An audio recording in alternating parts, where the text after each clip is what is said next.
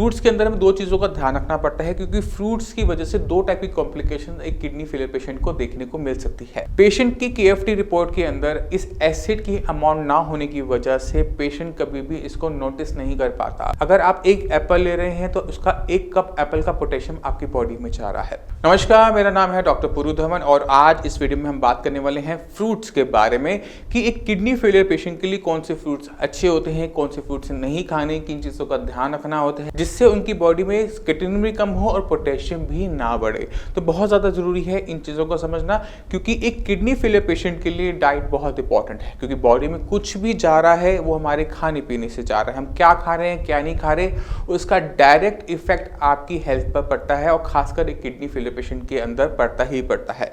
जब किसी की भी किडनी खराब होनी शुरू होती है तो किडनी का जो काम है कि क्रिएटिनिन को बाहर निकालना, यूरिया को बाहर निकालना, पोटेशियम को बाहर निकालना, ये डिस्टर्ब हो जाता है जिसकी वजह से बॉडी के अंदर वेस्ट मटेरियल इकट्ठे होने शुरू हो जाते हैं।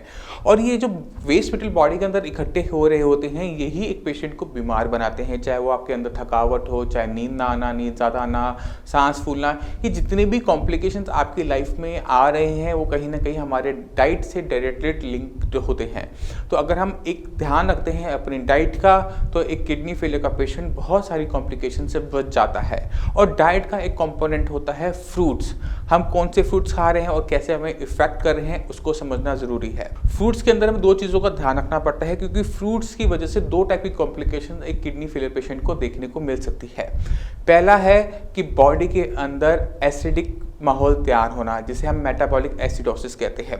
उसका जो इम्पैक्ट है वो अक्सर वो पेशेंट अक्सर सहते हैं जिनके क्रिएटिनिन लेवल 4+ हो चुके हैं क्योंकि शुरुआत में 1 to 4 जब तक आपका क्रिएटिनिन लेवल आता है तो वो धीरे धीरे बढ़ता है, बट जैसे ही 4 को क्रॉस करता है तो पेशेंट की क्रिएटिनिन लेवल बहुत लंबे जंप लेना शुरू करते हैं कि 4 to 5 वो एक हफ्ते में आ गया, 5 to 6 अगले 2 हफ्ते में चला गया।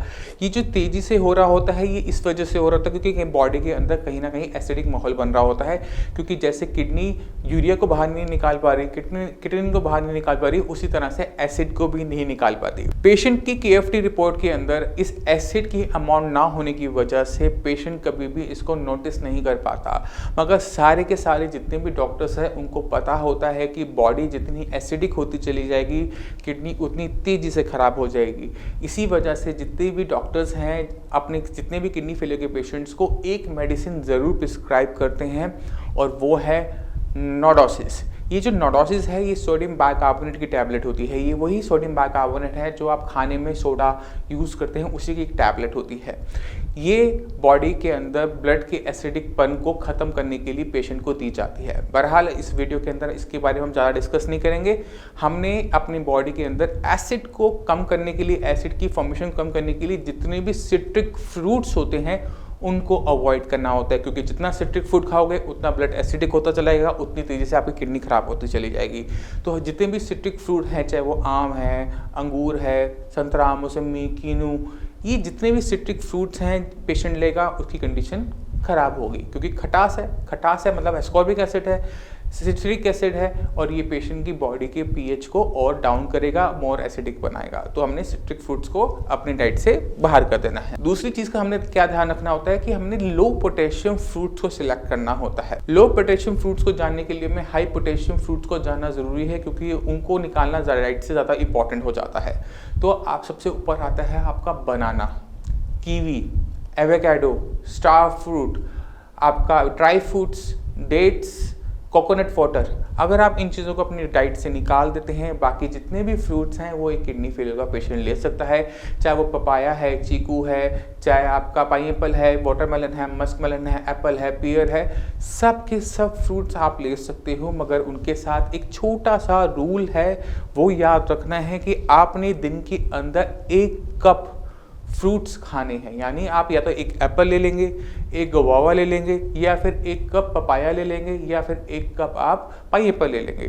तो आपने जो क्वांटिटी है उसका ध्यान रखना है, बस इतना सा अगर आप पेशेंट ध्यान रख लेता है तो वो अपनी बॉडी के अंदर बहुत सारी चीज़ों को कंट्रोल कर लेता है, पोटेशियम को कंट्रोल कर लेता है, बॉडी के अंदर एसिड को कंट्रोल कर लेता है और उसका बेनिफिट पेशेंट को डायरेक्टली मिल जाता है कि पेशेंट की कंडीशन स्टेबल होनी शुरू हो जाती है। पेशेंट के लेवल उस स्पीड से नहीं बढ़ते जिस स्पीड से उसके पहले बढ़ रहे थे। अब एक किडनी फेलियर पेशेंट के अंदर लो हीमोग्लोबिन लेवल होना एक कॉमन बात है और पेशेंट अक्सर हमसे चाहता है कि हम उनको वो फ्रूट्स बताएं जिससे उनका हीमोग्लोबिन बढ़े। तो हीमोग्लोबिन बढ़ने के लिए हमें समझना पड़ेगा कि बॉडी के अंदर क्या क्या चीज़ों की ज़रूरत होती है। जैसे आप घर में चाय बनाते हैं तो उसमें चाय पत्ती भी लगती है, दूध भी लगता है, पानी भी लगता है, चीनी भी लगती है। कोई भी एक चीज़ मिसिंग होती है तो आपकी चाय नहीं बन पाती। सिमिलरली बॉडी के अंदर भी ऐसा होता है। हीमोग्लोबिन बनने के लिए बहुत सारे कंपोनेंट्स की ज़रूरत होती है, चाहे वो प्रोटीन हो, चाहे वो आपका B12 हो, फॉलिक एसिड हो, आयरन हो और साथ में एरिथ्रोपोइटिन। एरिथ्रोपोइटिन वही हार्मोन है जो आप इंजेक्टेबल फॉर्म्स में आप ले रहे हैं। ये एरिथ्रोपोइटिन हमारी किडनी रिलीज करती है। तो जब किडनी को नुकसान होना शुरू होता है तो ये एरिथ्रोपोइटिन भी कम रिलीज होता है, जिसकी वजह से जो आपका ब्लड है वो प्रॉपर तरीके से नहीं बन पाता, जिसकी वजह से आपकी बॉडी में कमी हो रही होती है। तो ये जो एरिथ्रोपोइटिन है ये हम इंजेक्टेबल फॉर्म से इंजेक्शन के फॉर्म में हम ले लेते हैं। अगर इंजेक्शन आप ले रहे हैं और उसके बाद आप ये देख रहे हैं कि आपका हीमोग्लोबिन नहीं बढ़ रहा, तो हो सकता है कि बॉडी में किसी और कंपोनेंट की कमी हो रही हो। फॉलिक एसिड हो सकता है, वो B12 हो सकता है, वो आयरन हो सकता है, वो प्रोटीन हो सकता है। तो हमने उस चीज़ का ध्यान रखना होता है कि वो कमियां ना हो, और उसमें कुछ फ्रूट्स आपकी हेल्प कर सकते हैं। सबसे ऊपर आता है आपका पोमेग्रेनेट यानी अनार। अनार एक हाई पोटेशियम फ्रूट है, मगर इसको लेने का तरीका अगर आप समझ जाएंगे तो आपकी बॉडी को कुछ हेल्प ज़रूर मिल जाती है। और उसको लेने का तरीका क्या है कि क्वांटिटी हम हमेशा 1 कप लेंगे, यानी 1 कप अनार के दाने निकाले, आपने उसे मेज़र किया 1 कप। ये जो 1 कप आप अनार ले रहे हैं इसको आपने जूस नहीं निकालना, इसको आपने खाना है। हमने ध्यान के रखना है कि पोटेशियम जो होता है अनार के अंदर उसके सीड्स में ज़्यादा होता है। अब जो आपने लिया तो सीड के ऊपर आप एक कार्प देखते हैं जो रेड कलर का होता है, तो हमने इसको चूसना है, मुंह में इसको चलाना है, चूसना है, और जितने भी इसके सीड्स होते हैं वो हमने बॉडी के अंदर नहीं लेके जाने, हमने उनको बाहर स्पिट करना है, बाहर निकाल देना है। जैसे पोटेशियम तो बाहर चला गया, मगर जिस कंपोनेंट की वजह से आपका हीमोग्लोबिन बढ़ता है वह आपकी बॉडी में चला जाएगा, जिसका बेनिफिट कम या ज़्यादा अमाउंट में आपकी बॉडी को देखने को मिल जाएगा। तो इस चीज़ से आप क्या कर सकते हैं, अपनी बॉडी के अंदर हीमोग्लोबिन के लेवल्स को बढ़ा सकते हैं। ये बहुत इंपॉर्टेंट बात है जिसे समझना हर किडनी फेलियर पेशेंट के लिए ज़रूरी है। मगर अगर आपकी KFT रिपोर्ट के अंदर आपकी पोटेशियम की वैल्यू ज़्यादा आ रही है तो आप अनार लेने से बच सकते हैं। अनार आपको अवॉइड करना चाहिए। अनार वही पेशेंट लें जिनका पोटेशियम ठीक है, सही लेवल्स पे है, और वो थोड़ा सा अगर वो राइस भी करता है तो उसको एडजस्ट कर सकते हैं। अगर आपका ऑलरेडी वो बॉर्डर लाइन है, ये अबव द बॉर्डर लाइन है, 5.1 से अबव जा रहा है, ये 5.1 के आसपास है, 4.9 4.8, तो आपको अनार अवॉइड करना चाहिए। ये छोटी छोटी बेसिक चीज़ें हैं जो हर किडनी फेलियर पेशेंट को पता होनी चाहिए अपनी बॉडी के अंदर एनवायरनमेंट को कंट्रोल करने में। फ्रूट्स के साथ साथ कुछ चीज़ें ऐसी भी होती हैं जो पोटेशियम को एकदम एलिवेट करती हैं, उनके बारे में भी पेशेंट को पता होना ज़रूरी है, और वो सबसे ज़्यादा ज़रूरी है जूसेस की फॉर्म में। पेशेंट अक्सर हमसे पूछते हैं कि डॉक्टर साहब 1 एप्पल खाने की जगह अगर मैं 1 कप जूस ले लूँ तो कैसा रहेगा। तो हमें मजबूरी में मना करना पड़ता है, क्योंकि उसके पीछे जो बेसिक्स हैं अगर आप समझ जाएंगे तो गलती आप भी नहीं करेंगे। अगर आप 1 एप्पल ले रहे हैं तो उसका 1 कप एप्पल का पोटेशियम आपकी बॉडी में जा रहा है, मगर अगर आप 1 कप एप्पल जूस ले रहे हैं इसका मतलब ये है कि उस जूस को बनाने के लिए 4-5 एप्पल लगे, उसका पोटेशियम आपकी बॉडी में जा रहा है। तो आपने अपनी रिक्वायरमेंट के हिसाब से 4-5 गुना 400 to 500 टाइम्स ज़्यादा पोटेशियम बॉडी में लिया, जिसकी वजह से जो पेशेंट जूस का इंटेक कर रहे होते हैं उनके अंदर पोटेशियम तेज़ी से बढ़ता हुआ देखा जाता है।